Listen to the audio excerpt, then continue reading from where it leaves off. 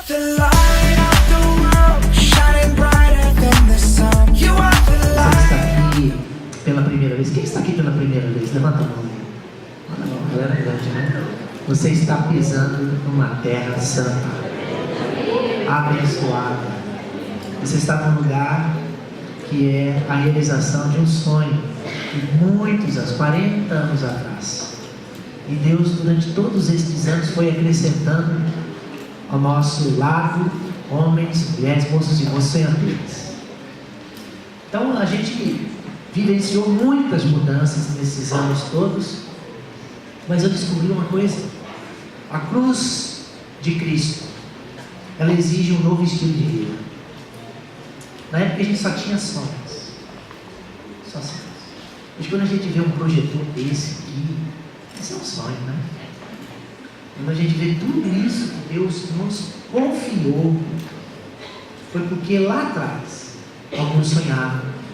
E Deus foi somando sonhadores, e a gente sonhou. E hoje, para a glória de Deus, nós temos uma das melhores casas de retiro, não só do Paraná, mas do Brasil.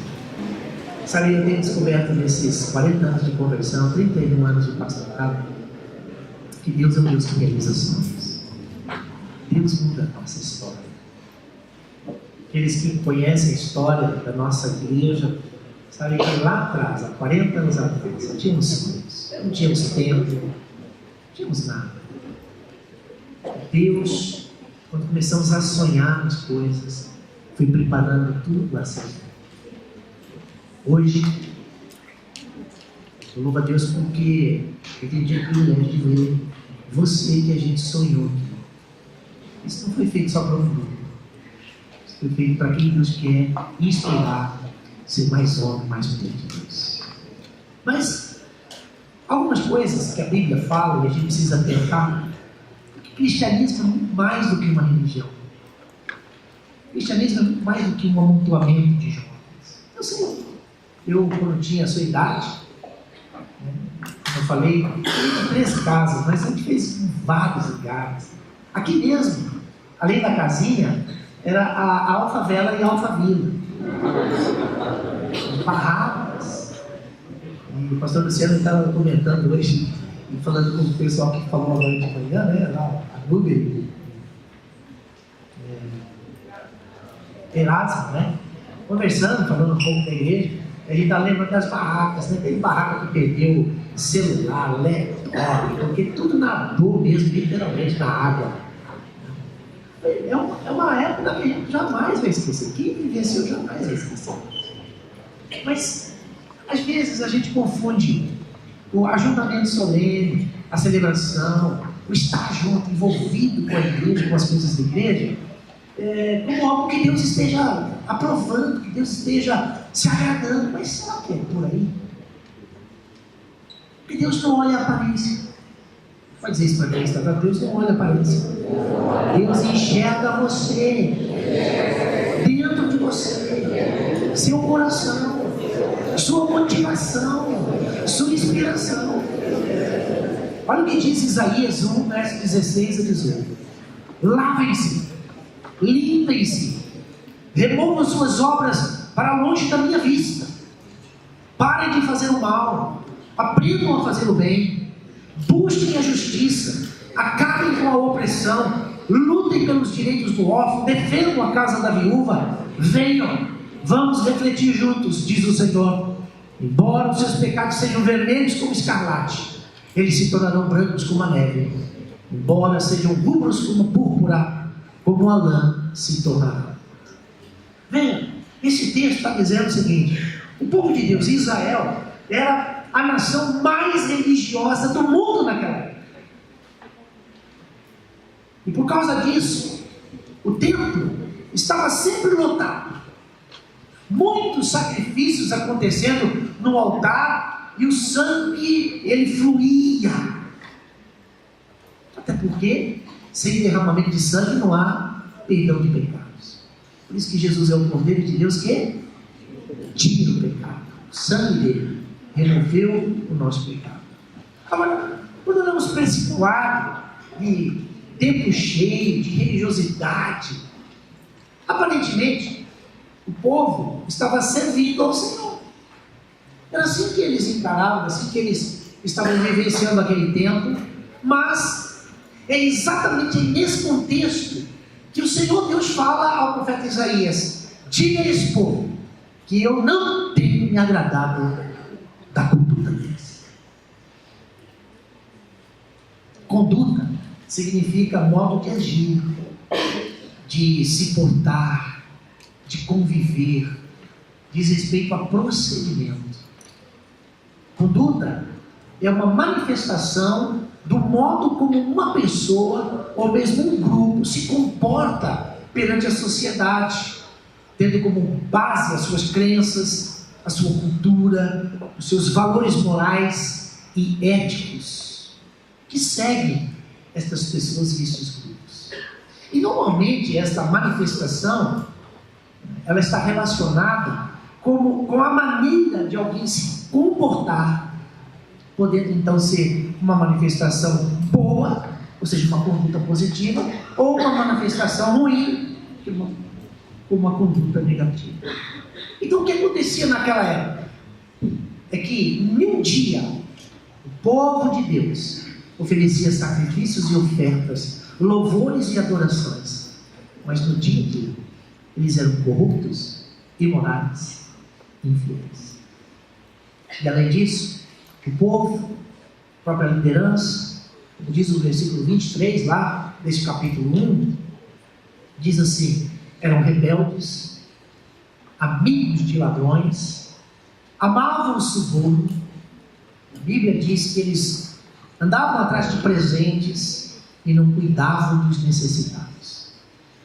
Ou seja, eles não adoravam a Deus como Deus esperava, e como filhos, como nação de Deus, eles tinham que adorar, se comportar. Eles faziam muitos rituais, cumpriam regras, muitas regras, e aparentemente eles estavam certos, mas Deus disse que estava tudo errado. No capítulo 1 do livro de Isaías, Deus fala com Israel de forma muito séria, muito dura, porque havia sim muita religiosidade, muitos rituais, muitos movimentos, mas nenhuma santidade, nenhuma separação, nenhum temor. Tanto é que Deus diz: lavem-se, limpem-se, removam as más obras, para longe da minha vista, parem de fazer o mal, aprendam a fazer o bem, busquem a justiça, acabem com a opressão. É interessante, quando o Senhor Jesus começou o seu ministério público, o primeiro sermão de Jesus começou assim: arrependam-se, pois o reino de Deus está próximo. Pode dizer isso para quem está ao seu lado? Jesus começou o seu ministério com esta mensagem: arrependam-se, porque o reino de Deus está próximo. E eu creio que é exatamente assim que precisa acontecer na vida de todos nós cristãos: arrependimento. Porque arrependimento é mudança, arrependimento é abandono do erro. E só Jesus para nos inspirar a mudar e a ser transformados. E foi o que o Senhor Deus disse a Israel nos dias de Isaías. E eu creio que é o que o Senhor está falando conosco, o seu povo, nos dias atuais. Até porque crer é comprometer-se altamente. E fé é compromisso. Pode dizer isso? Crer é comprometer-se. Fé é compromisso. Portanto, se uma pessoa diz que crê, subentende-se que ela precisa ser altamente comprometida com Deus. Além disso, se uma pessoa diz que crê, essa pessoa precisa também estar altamente comprometida com a igreja e o reino de Deus. E eu entendo o reino de Deus na terra, igreja. Foi pela igreja que Jesus deu a sua vida. E não igreja instituição, igreja construção, templos. Não, igreja eu, você. Pode dizer isso para quem está selado? Eu e você. Igreja.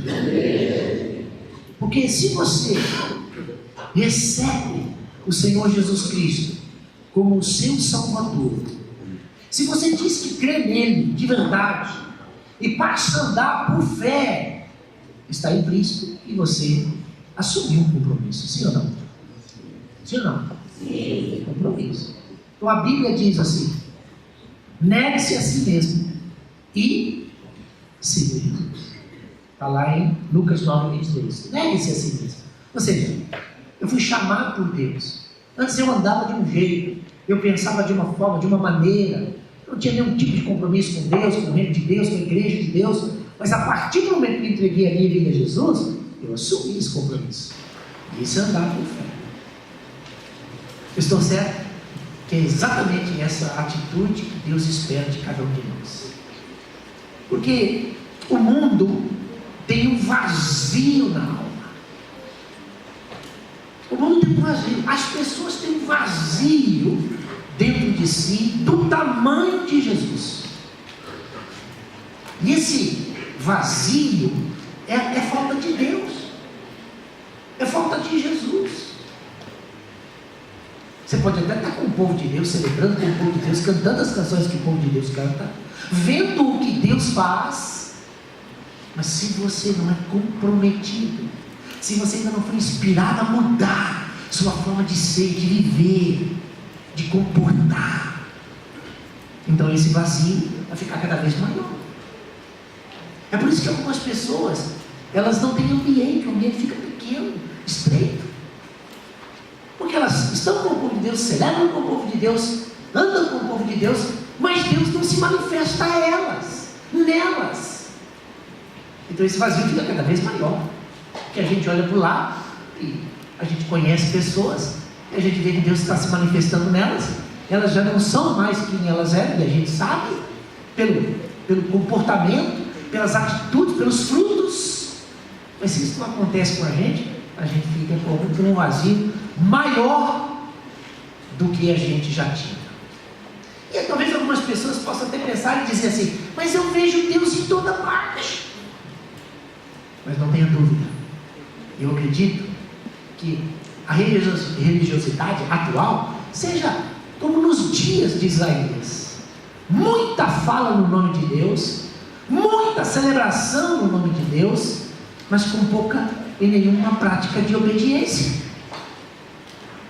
de desejo de andar com Ele, de ser como Ele quer que sejamos. O homem, a mulher, foi feito, criado, imagem e semelhança de Deus.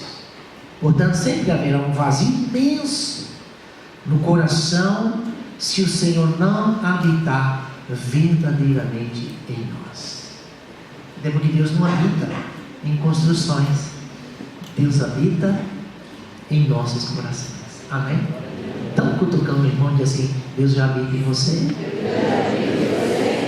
Agora, para que Deus faça morada na nossa vida, você precisa se relacionar com Ele. Então precisa recebê-lo, precisa se arrepender e precisa mudar o estilo de vida. E é justamente nesses quesitos que você precisa observar e transformar que mora no problema. Naquilo que precisamos mudar e ser transformados reside um problema, porque são muitos os que não estão dispostos a dar o que a cruz exige.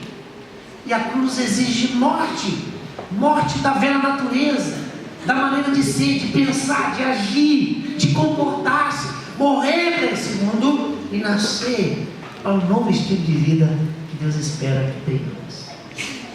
O pecado é uma doença no coração humano e que afeta toda a nossa existência de modo negativo. A Bíblia diz: o salário do pecado é a morte. Então, é preciso uma volta aquele primeiro amor, aquele amor que estava latente na igreja primitiva, né? E voltarmos os olhos, especialmente para os discípulos, aqueles primeiros que foram chamados pelo Senhor, homens como eu e você, cheios de problemas, a Bíblia não esconde isso, mas que foram mudados, transformados, inspirados por Jesus e cheios do Espírito de Deus, capaz de transformar o mundo de tal forma que o Evangelho chegou até nós. Existem bem mais cristãos, presta bem atenção nisso, existem bem mais cristãos atualmente do que naquela época, sim ou não? Sim. E lamentavelmente não estão impressionando, nem impactando. Eu não estou falando de sairmos da nossa nação, estou falando de gente que estuda com a gente, de gente que é vizinho da gente, de gente que mora na mesma rua. Nós nascemos juntos, nós brincávamos juntos, nós jogávamos bola juntos, mas onde é que eles estão? O que eles estão fazendo? Qual é o comportamento dessa gente que não muda? Porque o nosso comportamento ainda também não mudou, não fomos transformados. Sabe, a resposta para resultados tão diferentes entre essas épocas é que aqueles discípulos lá com Jesus não tinham a mente padronizada segundo o padrão do mundo. Eles também não se deixaram influenciar pelo mundo. Aliás, o apóstolo João chega a dizer assim, que a amizade do mundo é inimizade com Deus. Esses homens, naquela época, agiram de modo bem inverso de hoje. Época hoje em que muitos cristãos têm mais a cara do mundo, porque têm sido influenciados pelo mundo e não por Jesus. Por causa disso, permitem que a sua mente, a sua alma, a sua maneira de ser, de comportar-se, seja moldada segundo o padrão mundano. Mas hoje, a cruz é ofensiva, porque ela exige mudanças radicais. Quer dizer isso para quem está ao lado? A cruz é ofensiva, porque ela exige mudanças radicais. Mateus 7,16, o Senhor diz: vocês os reconhecerão pelos seus frutos. Vocês reconhecerão os cristãos pelos seus frutos. E que frutos nós estamos produzindo? Qual fruto estamos produzindo? Sabe que o nosso fruto é capaz de impactar o mundo? João 2, 23, 24 diz assim: enquanto estava em Jerusalém, na festa da Páscoa, muitos viram sinais milagrosos, e ele estava operando e creram no seu nome, mas Jesus não confiava neles, porque conhecia a todos. Olha que coisa terrível aqui. Essa palavra, Jesus não confiava neles, significa o seguinte: Jesus não acreditava neles. A Bíblia diz que essas pessoas creram porque viram os milagres de Jesus, mas o Senhor não acreditava nelas, porque Ele conhecia todas essas pessoas. Agora veja, eu não sei você, mas diante dessa declaração de Jesus, eu não tenho como não pensar. Que coisa triste, se o Senhor não acreditar em mim. Seria também triste Deus não confiar e não acreditar em você, em nós que celebramos, cantamos, oramos, mas o Senhor olhar para nós e dizer: não confio. Como lá na festa da Páscoa disseram: creia, mas tinham uma conduta reprovável. Ouça uma coisa, ser cristão é, acima de tudo, receber a Jesus como único, suficiente e eterno Salvador. Mas mudar radicalmente o nosso modo de viver e adotar um novo estilo de vida. Um novo estilo de vida. As marcas de um verdadeiro cristão, as marcas de um verdadeiro cristão são autocontrole, que a Bíblia chama isso de fruto do Espírito, domínio próprio e disciplina. Até porque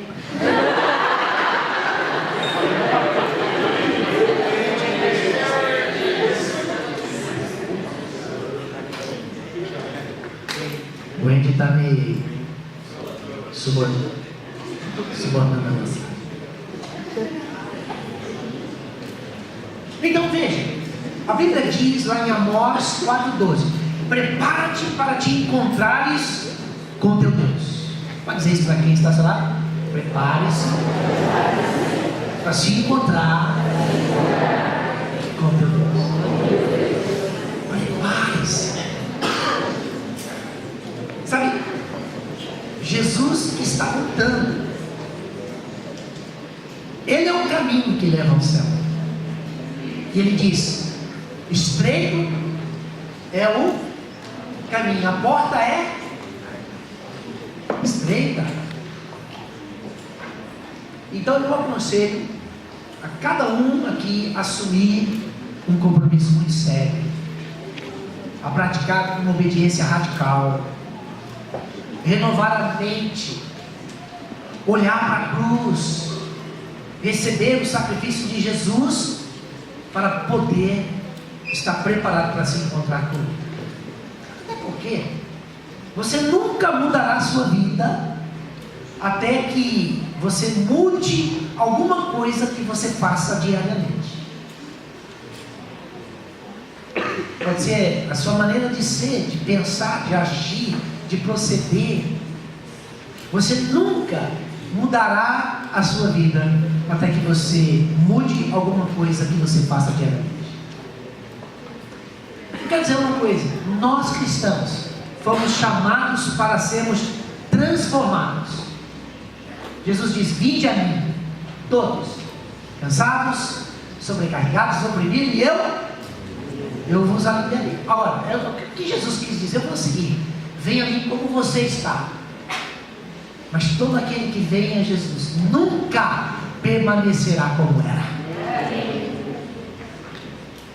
Nós somos escolhidos para sermos transformados. Em Mateus 28, 19 a 20, Jesus deu uma ordem para a igreja, para os discípulos, lá atrás, com os 12. Ele disse assim: ide, fazei discípulos de todas as nações, ensinando-os a guardar todas as coisas que eu vos tenho mandado.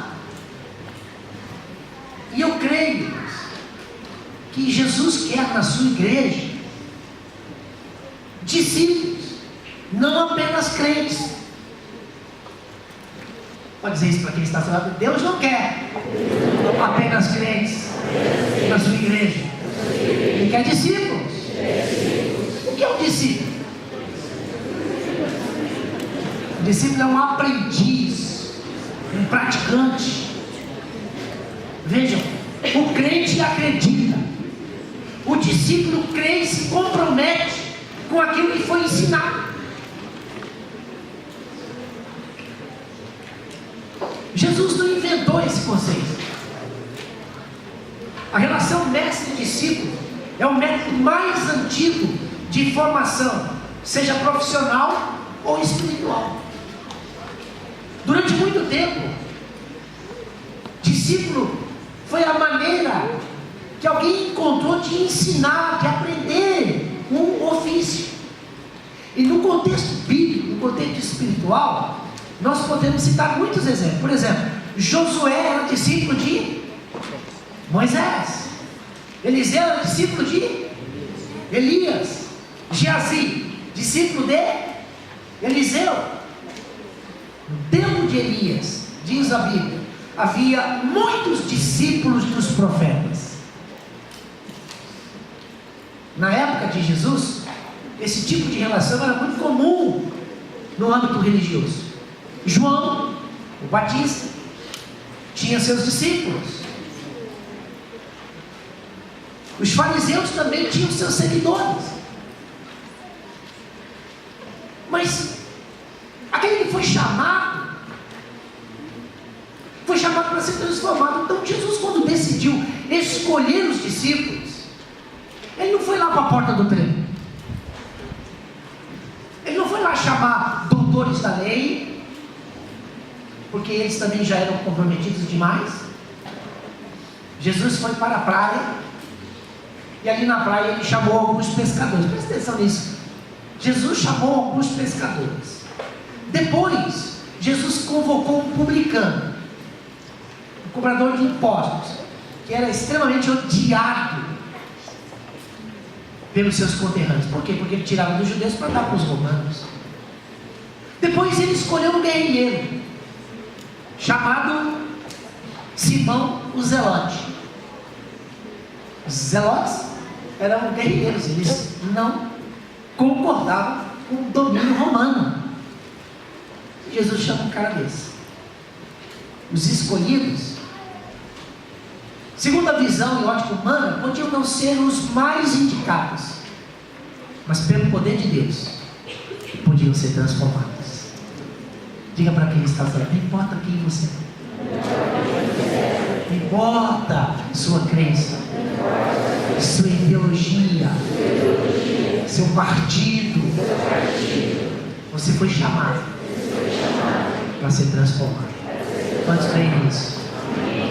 Porque às vezes as pessoas fazem, e é isso que eu quero dizer, fazem guerra por tanto pouca coisa, mas não fazem guerra para ser um transformador de vidas, um discípulo que vai e leva a mensagem do Evangelho, que pode, e é a única que pode mudar as pessoas.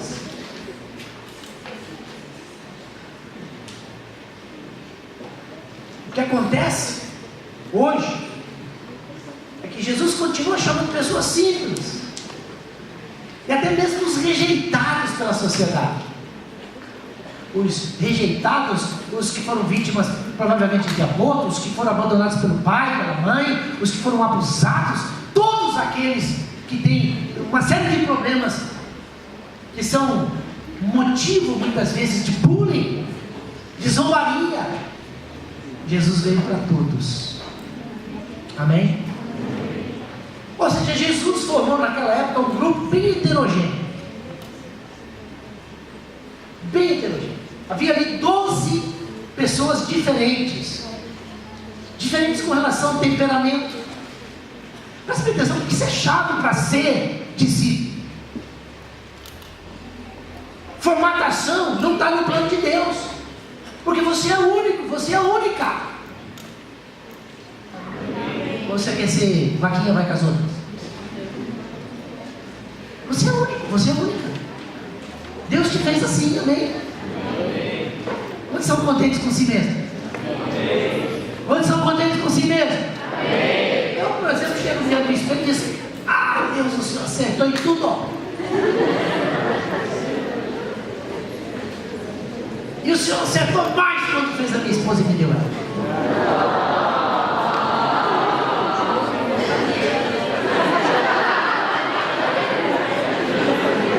Mas quando a gente não está bem com a gente, quando a gente não entende que nós somos diferentes, que nós não somos iguais, a gente quer mudar. E não adianta mudar por fora, quando por dentro não houve uma transformação. Foi o ano passado que morreu o Ken, né? Ken? É o Ken. Aquele que queria ser o Ken da Marvel. Ela vai mudando. Não adianta mudar o exterior quando o interior não foi transformado. A Bíblia diz assim: se os seus olhos forem bons, todo o seu ser será luz. Porque a gente não enxerga com os olhos, a gente enxerga com a mente. a gente enxerga com a mente. Por isso que a Bíblia diz assim: como você pensou na sua alma, na sua mente, assim você será. Se você pensa que é patinho feio, mas eu quero dizer para você que o patinho feio era um cisne maravilhoso. Era ou não era? Ele só ainda não havia sido transformado. Diga para quem? Tem jeito, meu irmão. Acredita. Amém ou não amém? Então vê. Os escolhidos poderiam ser os menos indicados, os menos prováveis. Era um grupo completamente heterogêneo, mas veja que coisa interessante. Eles eram diferentes quanto ao temperamento. Eu não sei, você se lembra que Pedro andava com uma espada o tempo todo? Andava com uma espada. Pedro era um cascadura, né? E talvez a turma nunca mexeu com ele, nunca perguntou: cara, quando é que você vai abandonar a espada? Que provavelmente perderia uma das orelhas. Temperamento.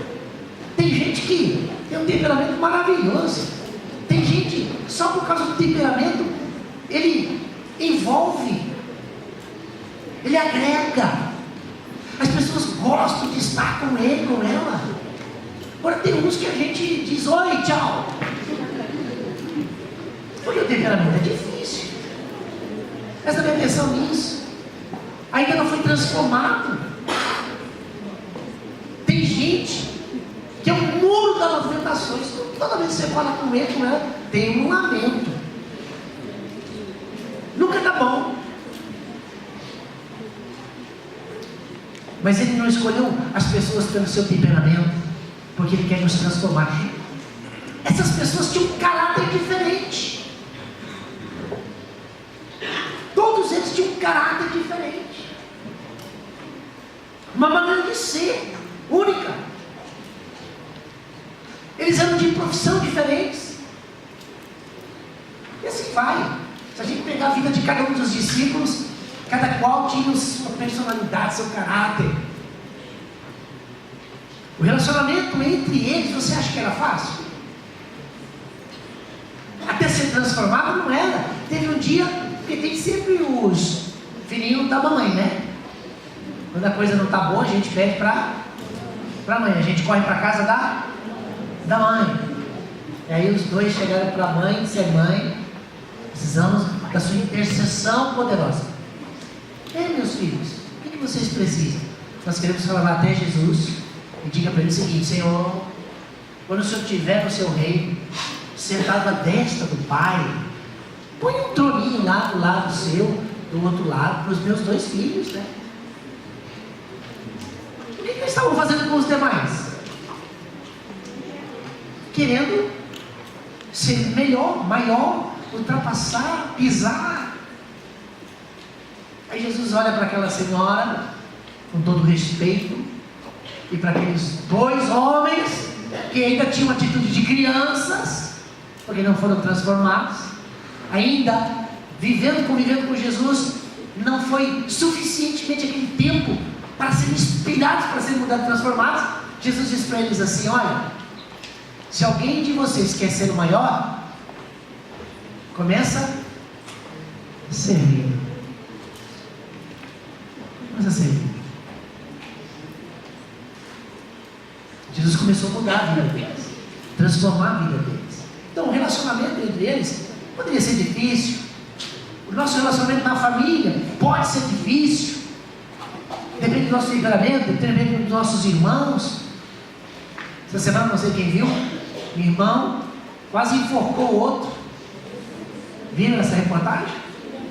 O irmão meteu uma corda no pescoço, o moço desmaiou e achou que estava morto. Quando ele sai, o moço levanta e aí vem a polícia. Irmãos, Jesus disse: haverá um tempo em que irmãos se levantarão contra irmãos, filhos contra mãe, mãe contra... Essa semana passada, uma moça matou o pai. Caráter. temperamento que não foi mudado, transformado, uma sociedade perdida. Eu fico imaginando, será que ela tinha algum amigo crente? Será que ela tinha algum amigo que era sal para mudar o sabor da existência daquela moça? Ou será que os amigos crentes todos se calaram? Ninguém ousou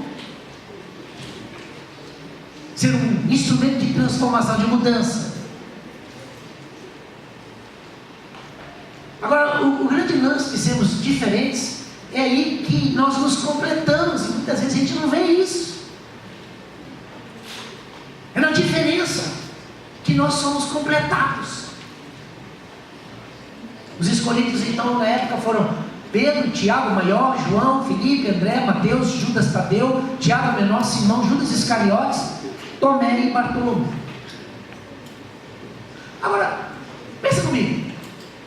Existem discípulos, existem crentes, e eu quero englobar os crentes no meio de uma multidão. Então são discípulos e uma multidão.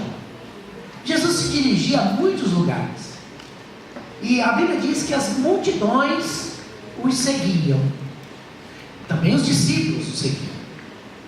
Agora, apesar dessas semelhanças aparentes, existem profundas diferenças entre discípulo e a multidão. Uma pessoa da multidão está com Jesus hoje, mas amanhã ninguém garante. A busca da multidão é por interesses pessoais. O foco é a bênção, seja cura, seja libertação, seja uma porta aberta, a solução de um problema emocional, o suprimento de algumas necessidades, ou mera curiosidade. O discípulo, porém, está com Jesus todos os dias. O discípulo tem um compromisso que não depende de bênçãos recebidas. A relação do discípulo com o mestre não consiste em receber coisas, mas em estar com ele, recebendo ensinamento, treinamento e correção. Pode dizer isso comigo? O discípulo tem prazer em estar com o mestre. Fala com voz de profeta, senão você vai continuar sendo multidão. Diga agora: o discípulo. Ah, gostei. Tem prazer em estar com o mestre. Recebendo dele. Ensinamento. Treinamento. Correção. Amém? É assim que a gente ia mudar, transformar. O membro da multidão, por exemplo, pode viver de qualquer maneira, relaxadamente, mas o discípulo precisa ser disciplinado. As palavras discípulo e disciplina vêm da mesma raiz. Agora ouça: disciplina é fazer o que não queremos, mas o que precisamos. A rotina de um atleta ou de um soldado ilustram bem esse conceito. Paulo fala sobre isso em 2 Timóteo 2. Ele diz assim: tu, pois, meu filho, fortifica-te na graça que há em Cristo Jesus, e o que de mim, entre muitas testemunhas ouviste, confia a pessoas fiéis, que sejam idôneos, maduros, para também ensinarem a outros. Tu, pois, sofre as aflições como bom soldado de Cristo. Ninguém que milita se embaraça com os negócios desta vida, a fim de agradar aquele que o alistou para a guerra. E se alguém também milita, não é coroado se não militar legitimamente. Ou seja, disciplina, correção. As atividades, mesmo sendo difíceis e às vezes desagradáveis, fazem parte de uma preparação necessária que conduz à conquista dos objetivos. Disciplina é manter o foco e o propósito, sem desvio, sem desistência. Porque alguém pode até estar no meio da multidão, mas longe de Jesus. Você pode estar no meio de uma multidão que adora Jesus, que celebra Jesus, que ama Jesus, que sente a presença do Espírito de Deus, e você pode não ter Jesus. O vazio continua. Mas o discípulo quer estar bem perto. O discípulo quer estar bem próximo. Quando acaba, por exemplo, uma palestra, quando acaba o culto, uma reunião, a multidão vai embora. O discípulo permanece na presença do mestre. O culto não acaba. Continua. O compromisso é constante. Então devemos refletir e perguntar: eu sou discípulo de Jesus ou apenas mais um no meio da multidão? Você é discípulo de Jesus? Deseja ser discípulo de Jesus? Você quer e se contenta em ser mais um no meio da multidão? Enquanto nós estivermos focados em ter as coisas e possuir as coisas, nós ainda não somos discípulos. Nós não estamos chegando como Jesus chegou. Por que as pessoas que eram todas rejeitadas pela sociedade corriam atrás de Jesus? Porque ele amava elas como elas eram. E ele, depois de perdoá-las, o que ele falava? Vai e um pouco mais. Por Gadareno ele falou até um negócio maior, ele disse assim: vai, não peques mais, para que não te suceda coisa pior. Presta bem atenção, isso é chave. Quanto muito perdoados somos, mais de nós se exige honra, dedicação, obediência. E Jesus diz assim: quando alguém tem um espírito imundo, e esse espírito é expulso dessa vida, passado um tempo, ele volta, e se ele vê a casa desocupada, ele traz mais 7 com ele. Então o estado dessa pessoa com certeza vai ser pior que ela. E quem é que pode e deve ocupar a nossa vida? O Espírito de Deus. Amém?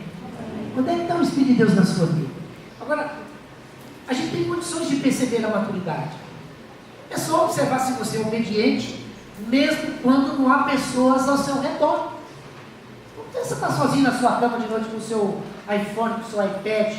É um i mesmo, né? Para muitos isso é um i. E aí a pessoa descamba.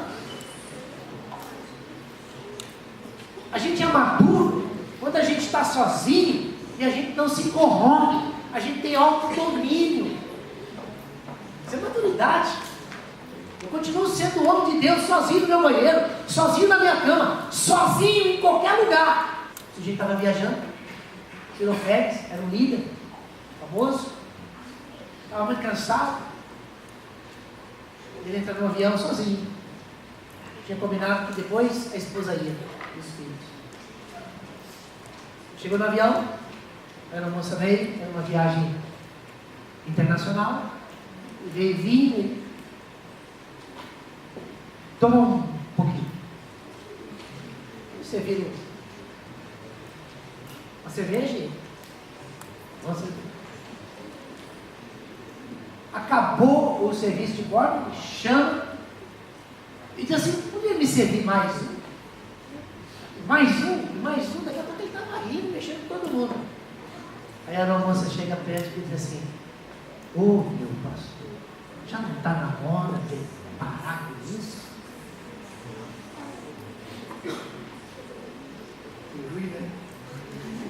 Tem gente que acha que lá nas alturas não vai ter nenhum crente para olhar ele. E pior se fosse um ímpio, né? Porque ela foi delicada ainda, né? Se fosse um ímpio, dizendo: não, o senhor não é o pastor fulano de tal? Tinha que ir lá na sua igreja. Ah, você não é o moço que faz evangelismo na rua? Já te vi. Sabe, é nojento quando uma pessoa não entende o processo de sair da multidão para se tornar discípulo, para ser santificado, para ser maduro e para se tornar de fato um homem como é de Deus. Porque chama tempo que as pessoas não acreditam. Nós estamos envelhecendo. Pessoas imaturas sofrem dobrado. Pode dizer isso para quem está do lado? As pessoas imaturas sofrem dobrado. Pessoas imaturas querem modificar os fatos. Pessoas maduras deixam que os fatos a modifiquem. A maturidade nos faz perceber que nós não podemos mudar os fatos. Por exemplo, um imaturo ganha um limão e chupa fazendo careta. O maduro pega e faz uma limonada e adoça a gosto. Muitas vezes os nossos relacionamentos de amizade são os fracassos, porque nós somos imaturos. Amigos não são o que imaginamos, mas o que eles são com todos os defeitos. Amizade é processo de maturidade, que nos leva ao verdadeiro encontro com as pessoas que estão ao nosso lado. Elas têm todos os defeitos, mas fazem parte da nossa vida. E nós não a trocamos por nada desse mundo. Isso porque nós temos alma de cristão. E aquele que tem alma de cristão não tem medo do defeito dos outros, porque sabe que aqueles defeitos não são espelhos para nós, mas nós seremos um instrumento de Deus para que Ele supere esses defeitos. Um cristão, seja líder ou não, só pode ser cristão a partir do momento que é apaixonado pelo calvário da humanidade. Se você não consegue lidar com os limites dos outros, é porque você não consegue lidar com os seus próprios limites. A rejeição é um processo de ver a si mesmo. Talvez, toda vez que eu quero buscar no outro aquilo que me falta, eu torno essa pessoa um objeto. Eu posso até admirar no outro aquilo que eu não tenho em mim, mas eu não tenho o direito de fazer no outro uma representação daquilo que me falta. Isso não é amor, isso é coisa de criança. O anonimato e o isolamento é um perigo para todos nós. É sempre bom estar com pessoas que saibam quem somos e que decisões tomamos na vida. É sempre bom estarmos em um lugar que nos proteja. Eu quero dizer uma coisa para você: se tem um lugar de segurança nesse mundo, ainda é a igreja. Por isso que o Senhor tanto fala mal da igreja. E já vimos que isso é coisa de multidão. Não é coisa de discípulo, porque o discípulo ama a igreja, ele defende a igreja, ele dá a vida dele pela igreja, porque Jesus deu a vida dele pela igreja. Amar alguém é viver um exercício constante de não querer fazer do outro o que a gente gostaria que ele fosse. A experiência de amar e ser amado é, acima de tudo, a experiência do respeito. Onde é que está a nossa capacidade de amar? Uma coisa é amar por necessidade, outra coisa é amar por valor. Amar por necessidade é querer sempre que o outro seja como a gente quer. Amar por valor é quando o outro não tem mais nada a oferecer, quando ele é inútil, e por isso você ama ele tanto. Entenda ainda que na hora que forem embora todas essas utilidades, você vai saber quanto você ama, porque tudo vai ser perdido. Tudo. Só espero que você não se perca. Enquanto você não se perceber que precisa perder de si mesmo para ser amado, porque você significa muito mais do que você faz. A gente não é reconhecido pelo que faz, mas por aquilo que a gente faz. O convite da vida cristã é essa: que você precisa ser e possa ser mais do que você faz. Então é Jesus, somente Jesus que nos inspira a confiança. Ele que é poderoso para nos fazer mudar e ser transformado em ser discípulo. Durante a vida e ministério de Jesus aqui na terra, Jesus mudou e transformou realidades e pessoas. Os discípulos inspirados no Mestre mudaram completamente as suas vidas, mudaram as suas atitudes, mudaram a forma de compreender a vida com Deus, mudaram as suas próprias compreensões sobre quem eles eram para Deus.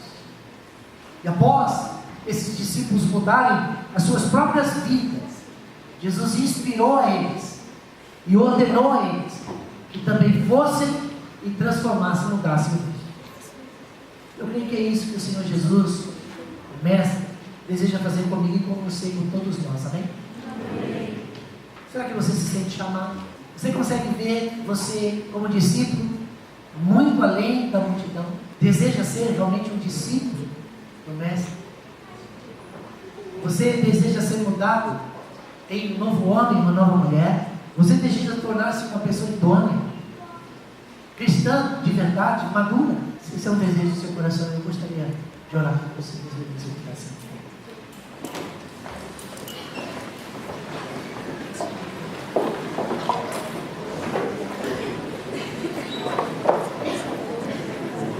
Se você não deseja ser mudado,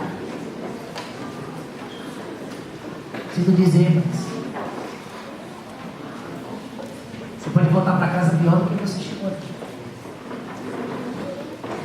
Tudo que você tem ouvido até agora, tem que ouvir. Tem que tomar uma decisão. E sabe, eu quando falo da chácara, falo da igreja, há 40 anos atrás nós não tínhamos absolutamente nada. E ainda tinha gente na igreja, que quando nós fizemos o templo antigo, chegaram para mim e deram maior dúvida, dizendo assim: para que você construiu essa Babilônia? Quando começamos a viver um avivamento que enchia, e os carros lá fora, todo mundo tinha polícia, porque os crentes são uma benção, né? Eu estava na frente da porta dos irmãos, dos portões dos irmãos, aí alguns chegaram e me disseram assim: pô, pastor, faltou fé, né? Fez um templo só desse tamanho. Para uns, na multidão, o templo era uma Babilônia. Para outros era falta de fé. Quando a gente idealizou a capela aqui na chácara, essa capela é maior do que o templo antigo. Em todos os aspectos. Eu estava sentado lá na galeria, e hoje a galeria tem mais gente do que tinha ontem. Eu fiquei olhando e disse assim: meu Deus. E algumas pessoas que eu falo que tem uma capela, eles vêm e chegam aqui e dizem: isso aqui não é capela da igreja, mas é capela, olha ao seu redor, já está montado. Olha para trás. Olha para a galeria. É uma capela. Agora você imagina se todos nós saímos daqui hoje com a convicção de chamar, com a convicção de que eu não fui chamado para estar na multidão como espectador, olhando, vendo, participando. Eu fui chamado para ser discípulo. Eu fui chamado para ser homem de Deus, mulher de Deus. Lá atrás não tinha nada, mas eu usei sonhar. Eu disse: ó, tu és o dono do ouro da prata, a gente não tem recursos.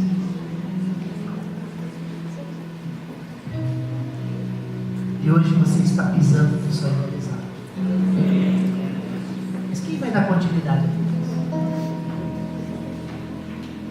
Porque se cada um sair daqui hoje com essa convicção de que é discípulo e ir e discipular outros, eu vou precisar de mais bailarins. Amém. Amém. Sim ou não? Então como fazer com os outros que querem vir e não tem vaga?